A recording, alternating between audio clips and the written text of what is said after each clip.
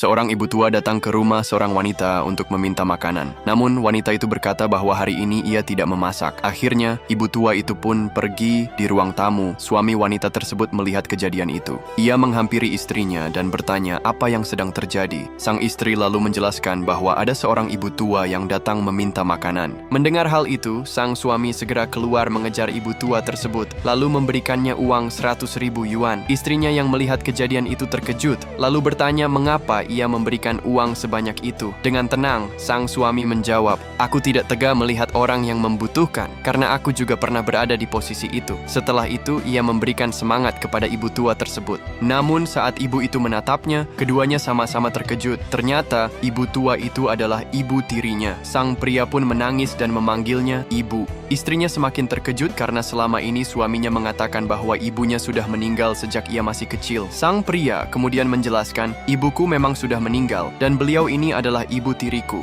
Dia yang merawatku sejak kecil, bahkan lebih baik dari ibu kandungku sendiri." Ia lalu bertanya bagaimana keadaan sang ibu tiri dan mengapa kondisinya sekarang seperti itu. Sang ibu tiri bercerita bahwa sejak suaminya sakit-sakitan bertahun-tahun tanpa sembuh hingga meninggal, hidupnya berubah drastis. Kakaknya juga meninggal akibat kecelakaan, dan demi bertahan hidup, ia menjual rumah serta seluruh hartanya. Kini, ia tidak memiliki apapun. Mendengar itu, sang pria merasa sedih dan tidak tega. Ia pun berkata akan membelikan rumah untuk ibu tirinya sebagai bentuk terima kasih, sekaligus berjanji akan menjaganya di masa tua. Namun, istrinya langsung menolak dengan marah. Sang suami terkejut, tapi kemudian sang istri melanjutkan, "Ibu tiri kamu sudah merawatmu hingga sukses. Memberikannya rumah bukanlah apa-apa dibandingkan kebaikan yang sudah dia lakukan. Mulai sekarang, ibu akan tinggal bersama kita, dan kita akan merawatnya bersama." Mendengar kata-kata itu, sang pria dan ibu tirinya terharu. Akhirnya, mereka kembali hidup bersama dalam kebahagiaan. Balas budi kepada orang yang pernah menolong kita adalah bentuk rasa terima kasih yang paling mulia.